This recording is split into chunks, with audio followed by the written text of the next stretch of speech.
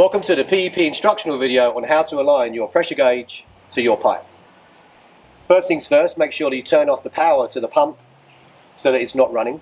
Then you want to release the pressure by undoing your pressure release valve on the back of your filter. You'll hear the air coming out. Leave that for 30 or 40 seconds and then to start to unscrew the top where you can start to feel that this will release. Once you have enough, it's loose enough, doesn't have to come off all the way, just to be able to move it. Align your pressure gauge with your pipe. Tighten back up the filter fit housing. Do not over tighten, so just do it enough so it's got a good grip on it, it's tight. Re-screw in your pressure release valve.